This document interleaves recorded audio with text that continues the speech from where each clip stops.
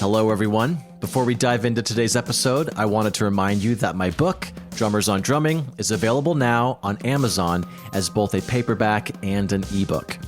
Based on the Big Fat Five segment of this podcast, where I sit down with my favorite drummers to discuss the 5 records and stories that shaped their approach to the instrument, this book is packed with insights from the drummers who redefined how we think about the modern drum set.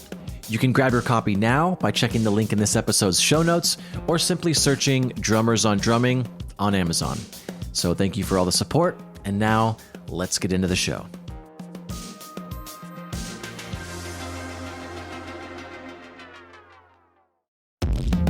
This is Ralph Alexander, and I am a guest on Ben's Big Fat 5 podcast.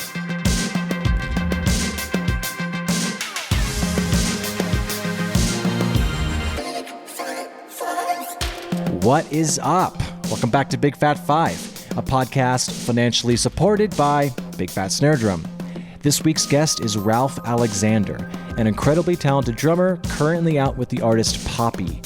Ralph is one of those rarely makes a mistake kind of drummers, but his incredible independence was the first thing that turned me onto his skills, and I'm referring to a specific video, which I will link in the show notes, where he plays bass with his left foot while still playing a full drum set all at the same time. I won't get into the specifics right now because we talk about it during the chat, but he's worked with other legendary artists including CRX, featuring Nick Valenci of The Strokes, and he's just great, trust me. Please enjoy this chat about the 5 records that shaped him into the bombastic yet incredibly precise drummer he is today. Cheers.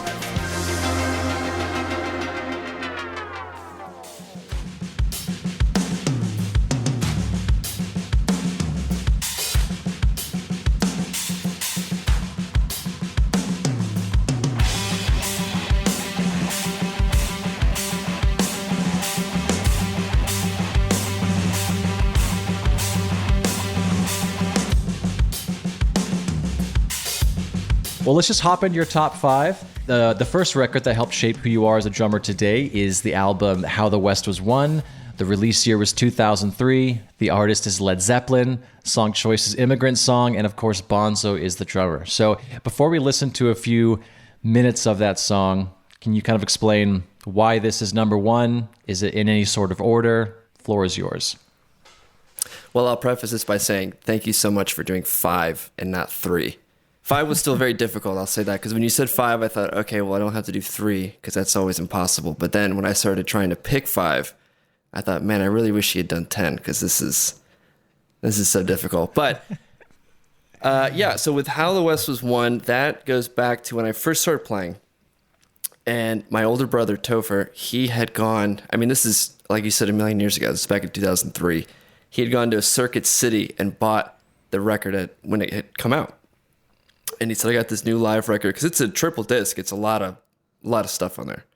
So he brings it home. And I had just started playing drums, but I had kind of drifted away from it a little bit. You know how kids, they typically get into stuff, and then it's like, you know, once you get a kit, it's like, oh, well, you know, now I have it. It's not as big of a priority for you. Yep. So I'd taken a few lessons from a guy here in town, and then I just hadn't played in a while. And then he brought this live record home. And I remember the first thing was I looked at it, and I saw Bonham on the cover, and, you know, it said Ludwig on the kick. I thought, man, this guy looks intense. All these guys look intense. And then we put it on, and the crazy thing about this record is that it starts off, like, the opening track is called LA Drone, which is just crowd noise before they come on.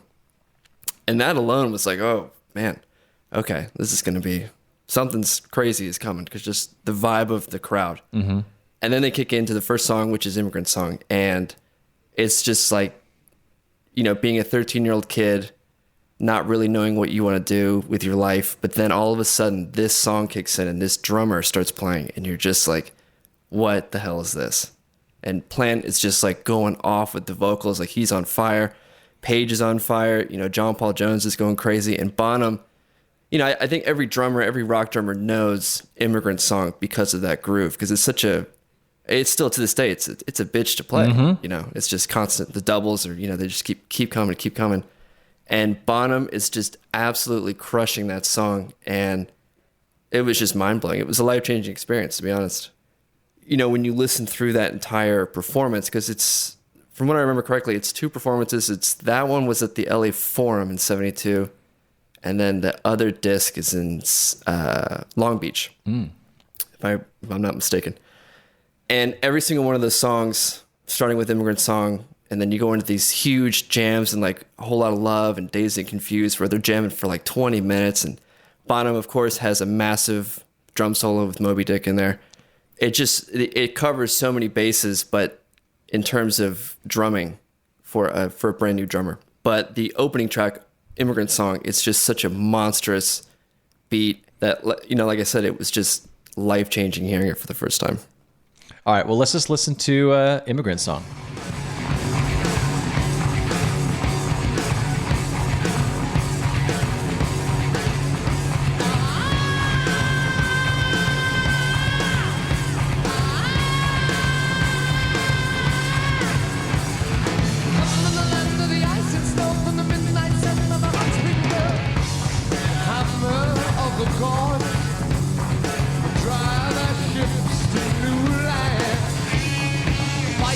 And they have a lot of little changes in these, which Zeppelin was known for.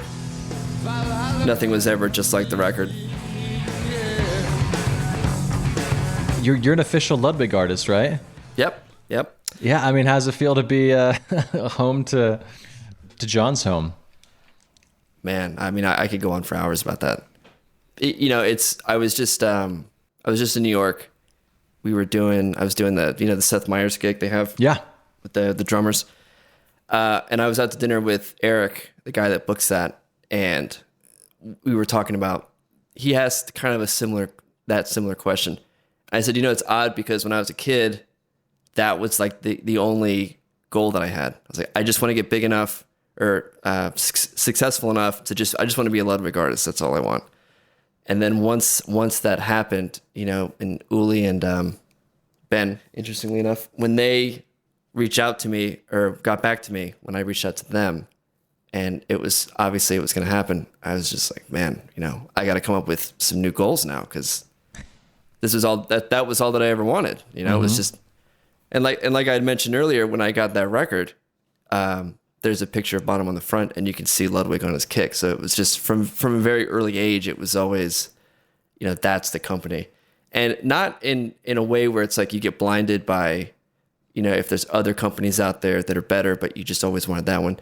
To this day, I think Ludwig makes the best drums. I think they make the best snare drums and the best drums themselves. And, I just, not to do a whole product placement here thing, but I love their pedals, which is their pedal that I use now. We were just talking about the Speed Flyer. There's so much history. I was telling Uli a while back when I was in New Orleans, I sent him a photo. I was in the New Orleans Jazz Museum, and they were talking about a lot of the early hardware that they had in there. And they had an old Ludwig bass drum pedal, which is one of the very, very first that they had made by a company.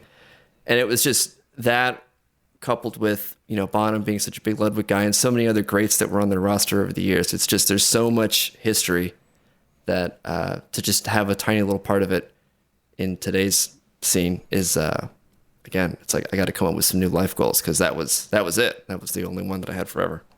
If you don't mind me asking, have you figured out any of those next goals, or is that still a work in progress? Yeah, I mean, there's always goals with playing, right? There's so many things that I want to improve with my playing. But I think, I don't want to call it superficial goals, but goals that are just, kind of like bucket list things. SNL, I mean, who doesn't want to play SNL at some point, We're about to head out, the artist that I play with, Poppy, we're about to head out on a tour with Smashing Pumpkins and Jane's Addiction. And we're checking off a bunch of venues that I've always wanted to play, like Madison Square Garden and the Bowl, Hollywood Bowl. So I think at this point, a lot of the goals are just really cool places that I want to play. All right. Going on to number 2, the album is Seasons in the Abyss. The release year is 1990. The artist is Slayer. The song choice is the titular track, Seasons in the Abyss. And the drummer is Dave Lombardo. So before we play it, take it away. Where were you when this song came into your life? All that jazz. All right. So I started with drumming. It was obviously big Zeppelin stuff, and then a lot of classic rock guys like Hendrix with Mitch Mitchell and Black Sabbath and all those early classic rock bands. It wasn't until I got into high school and I started playing in a band with my buddy Skylar. He was really big into metal, thrash metal, and I hadn't gotten into that yet. And this was actually very, very hard to pick because it was between this and Master of Puppets, the whole record, obviously. But with Dave is just to me, he's such a natural progression in style from Bonham. Like, to me, it was always, if Bonham had been born 20 years later and was like a thrash drummer in the 80s, he'd be Dave Lombardo. Interesting. Right? Okay. So it was kind of a natural, because when you're a young drummer, a lot of guys always get into heavier stuff, and when you're younger, of course. So Slayer was just like, that was it when I heard Dave. And I think the first thing I heard from Dave was Raining Blood, which is an iconic track, of course, that crazy double kick pattern he has in there. Or just that was the first time I heard 16ths that fast for a drummer. But I think in terms of just in its entirety, Seasons in the Abyss, especially the title song, there's so much, because when you listen to it, he's still playing a little bit behind the beat. He's doing these like crazy bombastic fills, which, Bonham was known for. And you always were on the edge of your seat, like, is he going to land it? Is he going to come back in on the one? Is he going to, and he lands it. But again, it was just speed, power, just raw talent, because he didn't sound refined, he just sounds like just crazy bombastic thrash metal drummer. So for Seasons in the Abyss, for that whole record, really, I mean, the opening track, War Ensemble, is like your typical classic Slayer, super fast thrash metal song. But then throughout the whole record, they kind of run the gamut. They go through a bunch of different things. But ending it with Seasons in the Abyss, he has all these crazy fills, which there was a time where I had every single fill in that song memorized. Like, I used to play to it when I was a kid. And there's a bunch in there. And he has, like, one of the big fills he has in that song, which he does a couple of times. He's doing like 2 in the hands and 2 in the feet, which is one of the first times I heard that, which is such a huge metal fill these days. Like, everyone does that fill. But that was the first time. And he's doing it lightning fast too. And it's like, holy crap. Like, I think he's doing it leading into the verses each time. Like I said, that was the natural progression from being heavy rock drumming into heavy metal drumming for me. All right. Well, here we go. Seasons in the Abyss.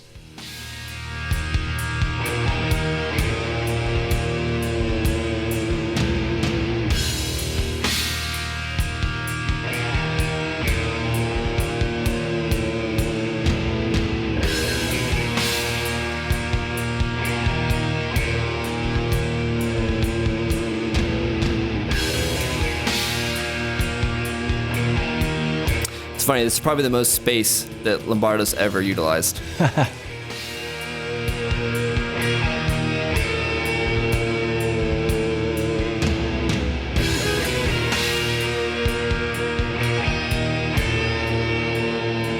And here he's playing a little back, like you can tell that Kerry or Jeff, whoever was recording guitar, like they're pushing the beat a little bit, he's a little bit behind it.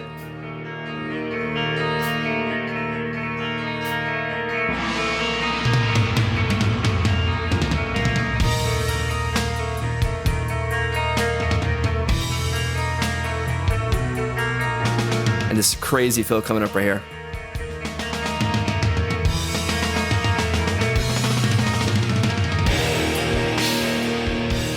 That fill is a really good example of Lombardo because he has kind of this flow when he's going around the toms and stuff.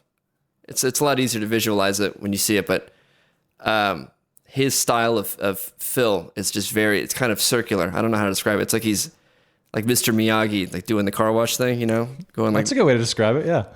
Like when he does a fill, it's like he starts with the snare, he goes around, 2 toms, and then comes back to the snare, and then goes to the next 2 toms, and then goes down. And it's very, there's a motion to it, which I always definitely gravitated towards. So I'll be the first to admit I don't know much about Dave. Is he still around? Did he play outside of Slayer? What's your familiarity with his career outside of the obvious band he was in? Yeah, he was in Slayer until the early 90s, and he left or got kicked out, depending on which one of those guys you ask, from my understanding. And then he played around with Mike Patton for a while. He did a bunch of like super experimental type playing with Mike Patton. I think that was called the Fantamas or something like that. And then he went back to Slayer in 2003, I think. And then they did play with them for another 10, 15 years. And then Slayer's over now. He left again. And now he plays for the Misfits now. Oh, wow. Misfits. And sometimes Yeah, for their big, reunion shows. And sometimes he does, God, what's that band name? Something Suicide. I can't Suicidal remember. Tendencies? Yes, he does that sometimes too. He plays a lot with a lot of people, but I think his main gig right now is Misfits, if I'm not mistaken. Before we move on to number 3, I do want to talk about your foray into the Moog Taurus 3. Why'd you decide to just kind of go down that rabbit hole? Obviously, I know you want to do the 2-piece, but why that? Yeah. So the story about why that happened was I was in a 3-piece band, and there was a night we're supposed to play a gig, and the bassist didn't go on stage. He refused to go on because they wouldn't move the bass. We were playing backline gear, and they wouldn't move the bass amp to his side of the stage. And then he had a big problem with it. Long story short, he didn't play. So then the guitarist and myself played. And I had always had this idea after watching Rush videos for so long. Everyone watches Rush. Every drummer watches Rush. Everyone knows Neil. But interestingly enough, I always gravitated towards Geddy and what he was doing and how he was multitasking so much in all of these songs and how they were able to pull off such a massive sound with 3 guys. Every drummer knows Tom Sawyer, right? We all know the big drum solo they have in the middle and his groove and everything, and that's iconic 100%. But I have to admit that the thing that I always watched was Geddy during the solo. Where he goes, da-na-na-na-na-na, da-na-na-na-na-na-na-na-na. He starts playing the bass with his foot, with the Moog. And he's playing keys with his hand to do that key line for the solo. One day I was watching that, and I was like, he's playing the bass line, but he's playing it with his foot. Why can't a drummer do that with their foot too? Because when you think about it, the hi-hat, depending on what style you're playing, isn't doing a whole much for a lot of stuff. So I thought, why can't you have bass lines going with the left foot and then having your hands and your right foot do everything else? So I'd always wanted to try it. And once this guy quit, the singer was kind of bummed, but I was excited. I was like, great, go, because I want to try this new idea that we have. And we found a Moog 3, Taurus 3, which is very hard to find because those are discontinued. Like the Moog Taurus 1 and 2, I believe, aren't made anymore, obviously. And then they came back with this reissue for the Taurus 3, and we ended up finding a Taurus 3. So we ordered it, I put it together, and that was a year, 2 years of not really playing it, developing the playing, because the playing came pretty quickly, but learning how to control it, which is the hardest part. Because a lot of these, a lot of bassists, they have the luxury of having 2 hands. So you can stop, you can determine the decay, you can determine how long a note goes for, how long it doesn't go for. When you're playing with these Taurus pedals, like you have to really anticipate what's coming next into each section, so you know that the note lengths are very important. And having tones. So if you have a clean tone for a verse and then a distorted tone for a chorus, it's being able to figure that stuff out and being able to change it when you only have one limb that can change it. So I ended up doing this thing where the Taurus was hooked up through a Roland SPD pad and with these Kemper amps, and everything was connected via MIDI so that I could hit a Roland pad and it would change the tones in the Moog so that I could have complete flexibility over it. That took about 2 or 3 years to develop. But playing it is really awesome. It's, every time people ask me about it, it's a massive full mind workout, right? Because you're using everything all at once. You're playing with melody, but you're also playing with drumming, which is all about, problem solving and patterns and stuff like that. And then you have, melodic side of your brain that's going at the same time. And it gets really tricky when you're trying to improvise at the same time with both. That's when it gets hairy. But for the most part, I love doing it. It's a lot of fun. I toured with one for a long time with the band that I used to be in, that we had that. But I don't do it as much anymore because like I said, my gig right now is just all about heavy metal and craziness, and it's not really experimental in that way. Yeah. Well, it's like a modification to the bass player joke with the keyboardist. It's how many bass players does it take to screw in a light bulb? None. Ralph Alexander can do it with his left foot. But yeah, so let's just go into number 3, I believe. And the album is Crack the Sky. The release year is 2009. The artist is Mastodon. The song choice is Oblivion. And the drummer is am I pronouncing it right? Brandaler? Brandaler. Of course. Yeah. So yeah, take it away. Yeah. So like we were just talking about experimenting and doing something different and trying something different. And I know there've been a ton of drummers in the past that have been singers, but this was the first time for me to really recognize that, holy shit, this guy is not only an amazing singer, but it's the drummer. And it's a drummer that I've looked up to and listened to for years, because they've had, I used to listen to the first record and, March of the Fire Ants and all of these really super fast songs.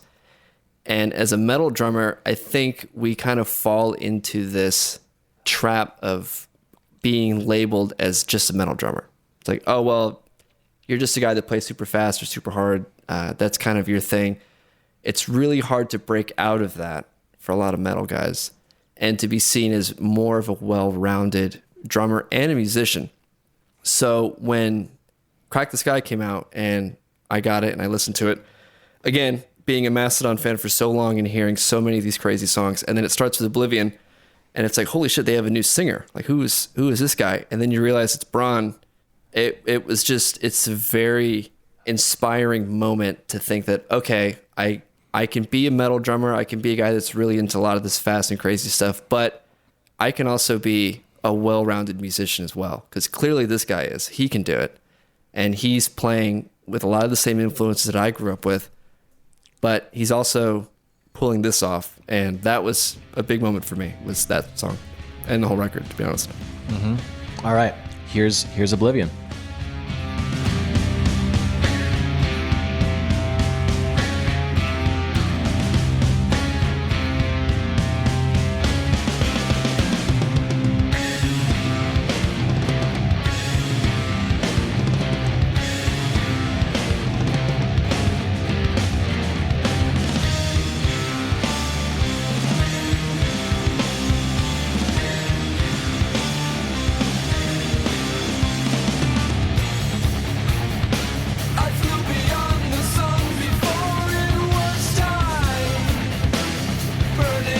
He's still doing cool fills over the bar line stuff.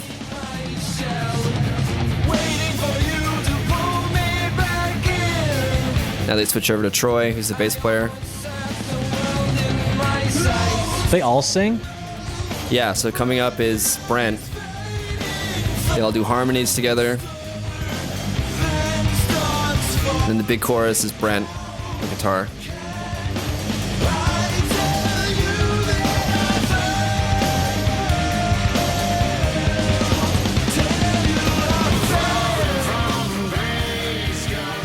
They're such an amazing band in that they started in such a completely different area and have evolved into a completely different league in a lot of ways. And the songwriting and his approach to things, and like that song, it just right out of the gate is, he's showing a lot of restraint. He's pulling back for some things. He's not going as crazy as he used to in the early days, like when they're having these big melodic choruses or verses or pre-choruses, whatever. And just the fact that I've never had any interest in singing, but like we were talking about earlier, just doing the bass thing, that experimenting thing, like that was a big moment, hearing that, like, oh, okay, you can be a metal drummer and do that live professionally, whatever, but you can also branch out and try other things and try other styles and try different approaches. And you don't have to just be locked in a room for all hours of the day with a metronome at, 220, trying to get your feet to sound like a lawnmower all the time. That's not going to be fulfilling long term. So to see that someone like him branched out the way he did and still continues to this day, like they just put a record out a couple years ago I think it's probably their best. It's very inspirational, and I definitely look up to him in a lot for just being open-minded and growing, not being the same thing all the time. Well, speaking of branching out a little bit, you drum tech for the Strokes. Can you talk a little bit about that experience, how that came to be, and obviously then it formed into CRX later. But yeah, how'd that come to be? I had known Nick, who's the guitar player, and Fab I'd met a few times, and he'd had a guy for a long time, and they had parted ways. And it was pretty funny. It was a big lesson in when you get an opportunity, don't second guess it and just do it. Because when they asked me, I'd never teched before. I had no idea what you even did. I mean, obviously, you set up the kit, but Yeah. I really didn't know much about tuning. I didn't know much about gear, all that kind of stuff. So when they asked me and said, hey, Fab needs a new guy, do you want to do it? Yeah, I'll do it. I think a lot of times people will second guess themselves and say, well, they'll talk themselves out of a job or out of a gig. And they'll say, well, I don't really have an experience with that. I didn't say any of that. I just said, I'll do it. So I showed up the first day and there was some other crew guys there, and they were all like seasoned vets. Like they'd been out with other artists and stuff. And they had always wanted to get to this level of a tech gig. And my one friend, Paul, he told me, he says, man, I hated you the first day I met you because I've been working for years to get to a gig this level, and you just walked in, this kid, and I'm like, yeah, I've never teched before. Can you guys tell me like what I'm supposed to do? Because and I was pissed. Yeah. But that was a huge, like I said, that was a huge learning moment for me in that when something presents itself, no matter how intimidating it might be, just do it. I can do it. I can figure it out. If all these other guys have figured it out in the past, there's no reason why I can't figure it out too. Mm-hmm. So I showed up. Fab was great. It was really great to work with him. It was great to work with gear. I mean, I love gear. So being able to be like, hey man, let's order whatever. Let's try this piece out. Let's try that piece out. Or let's call up Ludwig and try this thing out. And he was like, yeah, let's do it. So we kind of both bonded over trying things and trying different ideas on the drums and stuff like that. But I'm a very meticulous personality. I love having things where they need to be and setting up and being particular. So teching was a lot of fun. I loved it. The only reason I don't do it anymore is because I want to obviously play. And I think you can get lost in that world. You think, well, this is easy. I get to travel. I get paid very well, especially with a gig on that level.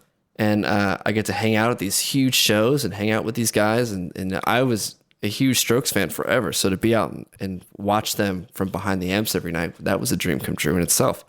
So it's very tempting to just continue that.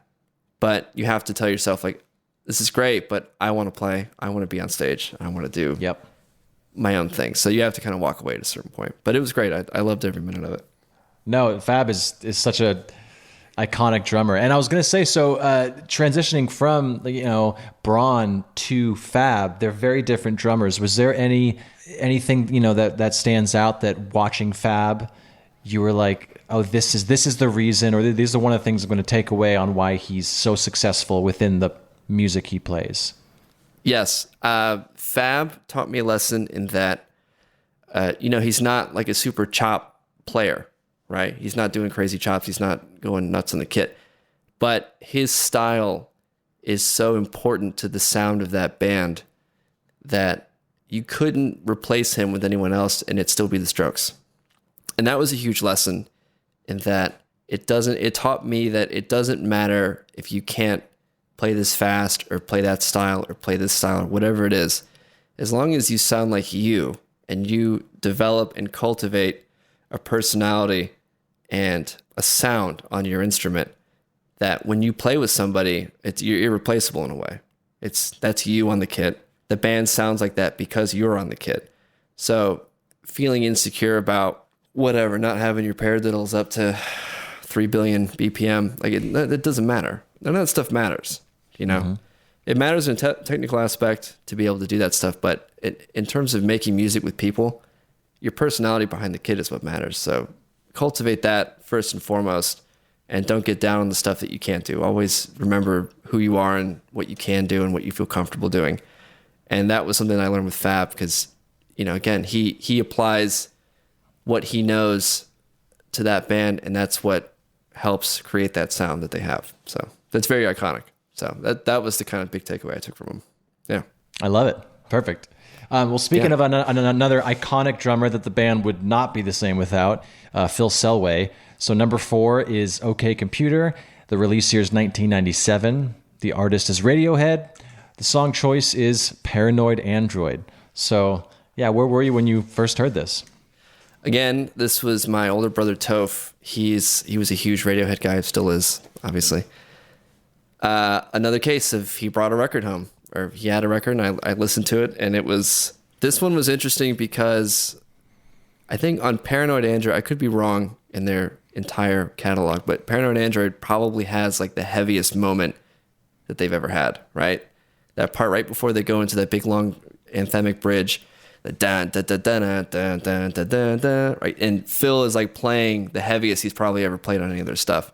So as a kid that grew up on heavier stuff, it was like, oh, okay, this band throws down a little bit. They get into it. Yeah. But it's kind of a Trojan horse in a way because it tricks you into listening to the song as a whole. And the song as a whole is just beautiful. And it has a lot of really cool percussion parts to it. The beats are really cool. It's got some odd time in there. The bridge is just this massive, wide open, spacey, melodic kind of odyssey. And then it kicks right back into the heavy part at the end, and then it ends the song. But the record as a whole, it's just, again, it's about experimenting and having your own voice. And for this record in particular, it was one of the first times where I started to really appreciate your approach to a song. So it's not always about how fast you can play. It's about serving the song and serving the section, and not everything always being about the drums, right? Because there's a ton of stuff on this record where he's just keeping time, and it's a really cool beat, but the focus is, whatever Tom's doing, or maybe whatever Johnny's doing. There's a lot of stuff in there that's songs were starting to become to me pieces as a whole, and not just listening to the drums all the time. So that's that was the big takeaway that I had with Radiohead, is that they're kind of like an orchestra in a way. It's odd. Everyone has their parts, and everything is oddly iconic on its own, but together it's just this massive piece of music for every song. It's just beautiful stuff. So yeah, Paranoid Android and OK Computer as a whole was a big turning point for me. I love it. Yeah, I will always be Phil's champion. Yeah. He is amazing. And let's just listen to a bit of the intro for Paranoid Android, and then I'll fast forward to the that heavy part, which I think I share your sentiment. I can't think of another song that really gets as rocky as that in their career. So yeah, here we go.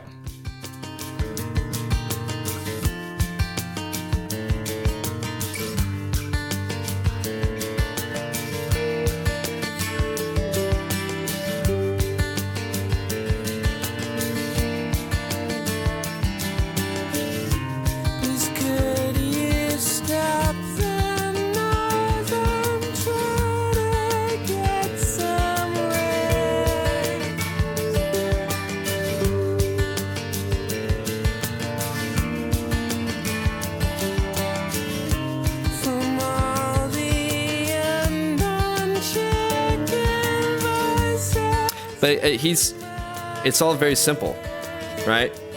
And it's he's just serving the song. He's not doing a fill. He's not doing anything crazy. You don't have to.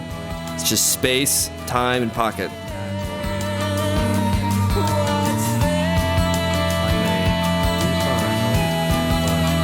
I'm going to fast forward a little bit. Yep.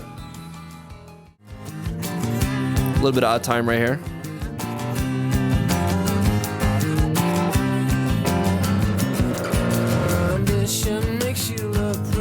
I love that line. Yeah.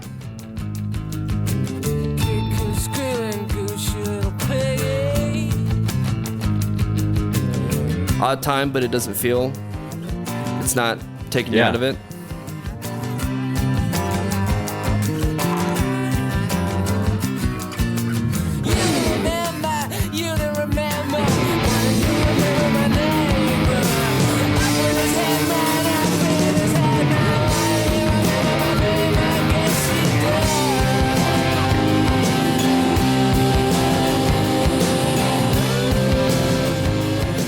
A lot of odd time in there that doesn't take you out of it. There's a lot of times where guys will be playing in 5 or in 7 or in 9 or whatever, and it feels odd, but with him it feels smooth. Each bar goes to the other one, and it's fine. It's not taking you out of the moment too much. Once again, I could go all day with this record too, and that song, and then like Subterranean, such great pocket and feel, and Karma Police, huge pocket and feel. Just behind the beat, everything is just space and respecting the time and the song and the vocals and everything. It's just, again, he's great. Yeah, 15 Step, which is one of the first tracks. I think it's the first track on In Rainbows. Is also, I think it's in 5 or 10, however you want to count it, and it still grooves. You don't think it's in odd time. So I'm just echoing what you said. Feels great. Yeah, absolutely. All right, number 5. The album is From a Room, Volume 1. A great name. Release year is 2017. The artist is Chris Stapleton. Mm-hmm. The song choice is I Was Wrong, and the drummer is Derek Mixon. This one was a tough one too because Traveler, which is like Stapleton's first huge record, which has like Tennessee whiskey and stuff on it, that was another amazing record for drumming. But this one, a little more for me. I just like this record a little bit more. But the big lesson that I got from this player and from this record is just, again, space and feel. And I think a lot of the times, just taking it back to metal drummers in general, one of the biggest things that we have trouble with, and I will admit this because it's my big Achilles heel, is space and feel. Being able to play pocket, being able to play slow, right? Because everything's about playing so fast, right? We're playing Angel of Death with Lombardo. It's like, how fast can you play? Okay, well, slow it down, 300%. Try playing it super slow. Try playing a groove. Try playing some pocket. And that's just, man, it's just apples and oranges in your approach, right? Mm-hmm. So with this one, and this song in general, I Was Wrong. It's just, he's got great feel. Like I'm so jealous of how smooth. It's like, when I listen to him play, just transitioning from section to section, I always think of Molasses, which is an odd thing to think about, but it's like, man, it's just so smooth and he's just rolling along, just very smooth and very nice and delicate and everything's great and feels great. And I think that Chris Stapleton, I mean, I could go all day about Chris Stapleton. I think he's an amazing singer, an amazing songwriter and guitarist and everything.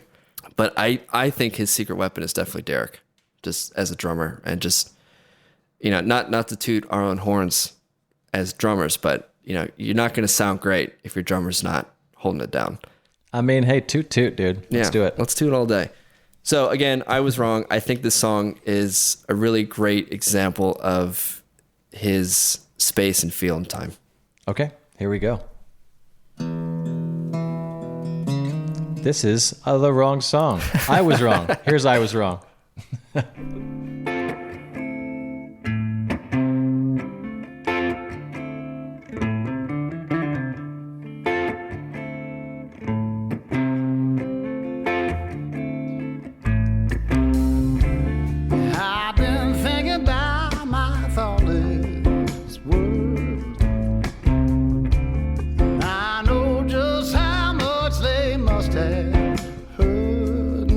Take it back. Having a really good cross stick is a talent in itself too. Yes. Told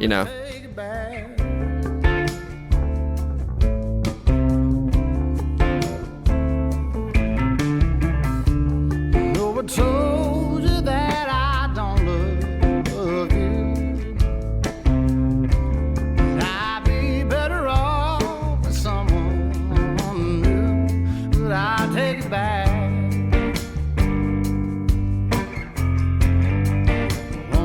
I love this fill going into the chorus. It's super simple, but it just feels great.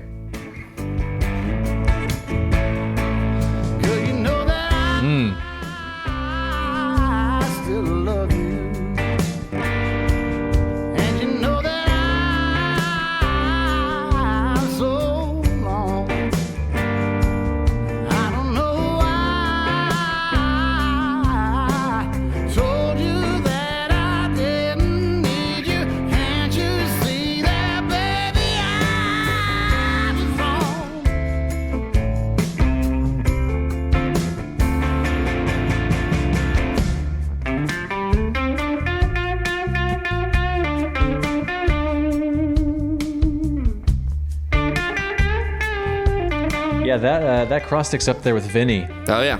It just sounds like a sample.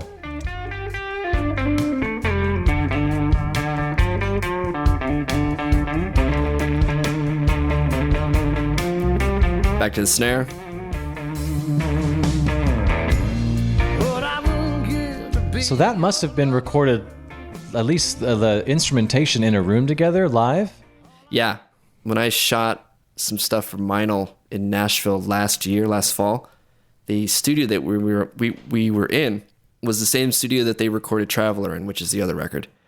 And the engineer engineered that record. And when he told me that, I just had, a million questions for him. But I said, so what are these guys? Are they tracking separately? Are they tracking together? He goes, oh, it's all together. They're all in the room together.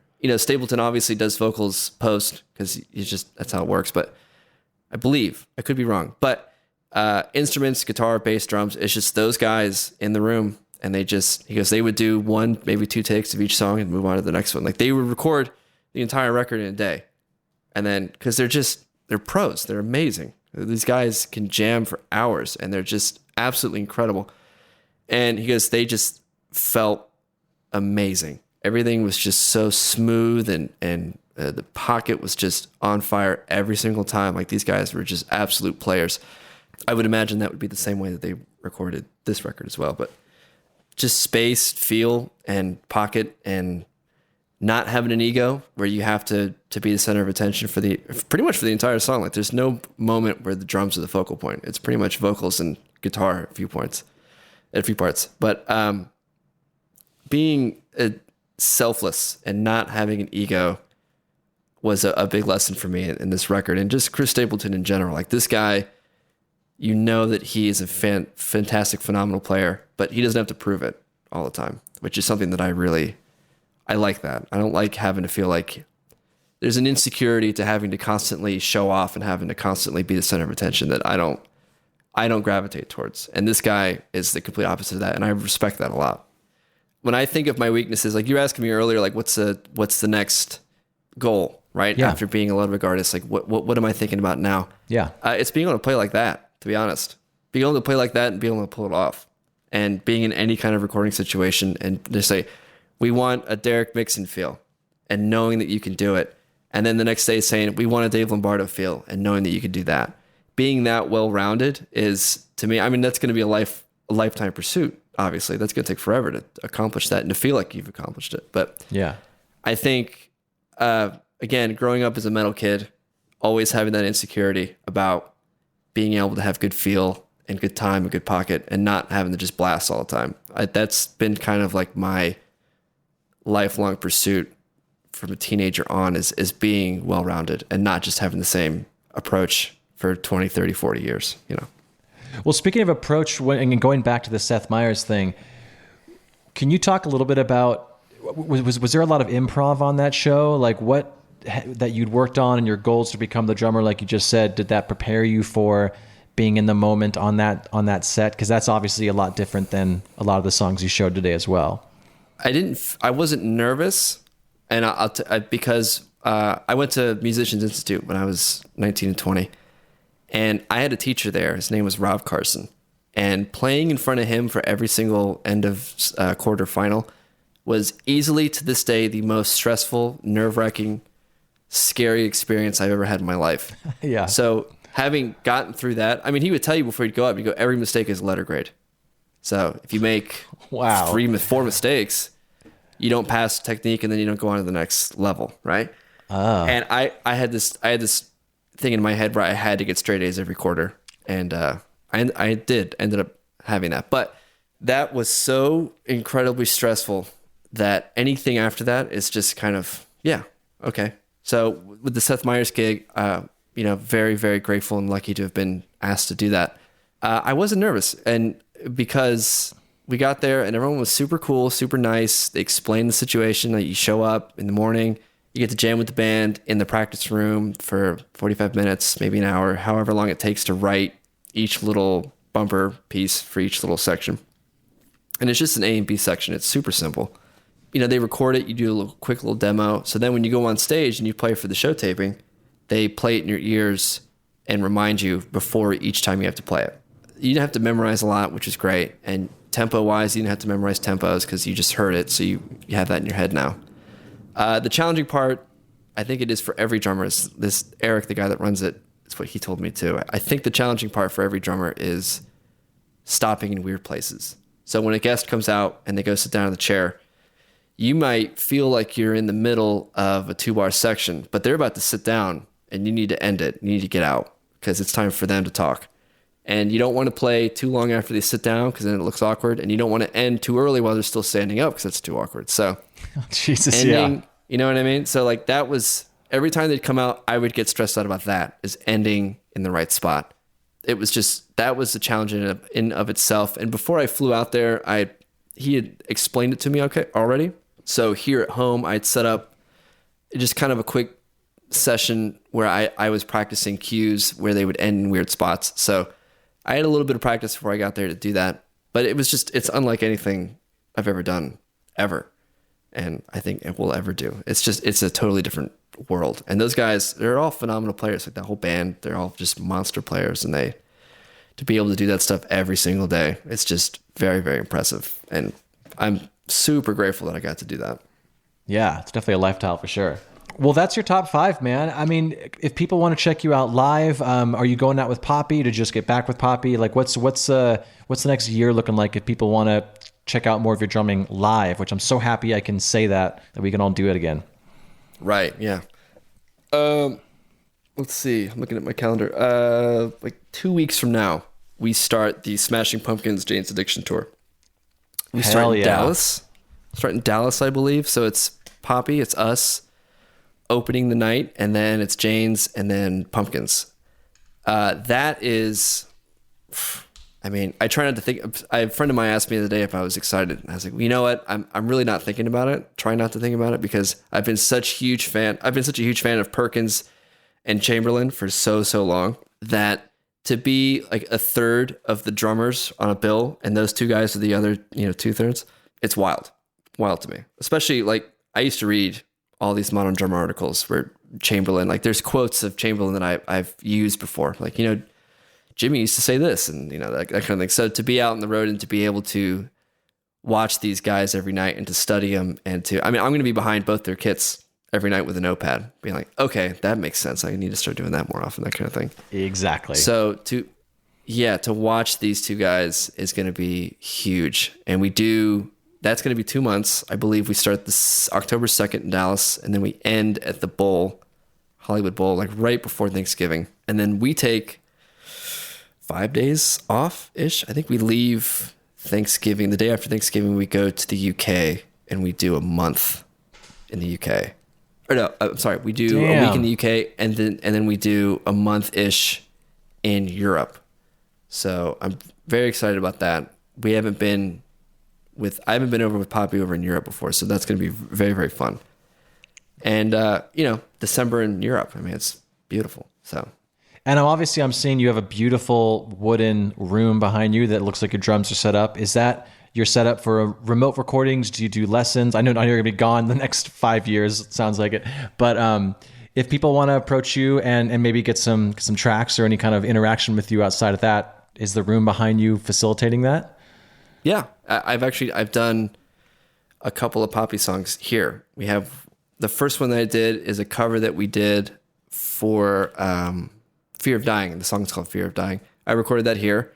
That was actually a funny story. We had recorded in LA and then I got back home the next day and I was in bed after a well-earned week of just craziness like these, because we had done another EP and it was just a lot of really, really fast, crazy songs. So I was in bed, comfortably resting.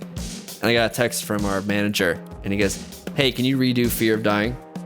And I was like, oh, did I screw something up? And he goes, no, it's not crazy enough. We need it crazier. Can you put some blast beats in there? And I was like, oh, man. Okay. Yes, then I got up and came here and tracked that. So I do track here. I did some stuff off the new record that was recorded here. And I do lessons out of here too. So it's kind of a all around spot. Right on. Well, I'll link all your contact information in the show notes, but I'll talk to you soon, dude. Thank you so much for having me. And I really appreciate it. And I really enjoy, I've had my big fat ring here for a while. So the one I have right here is the Seth Meyers one I got. But oh, hell yeah. It's great. I love the guy. I love the product that you guys make. So it's very nice to be here and it's an honor. So thank you so much.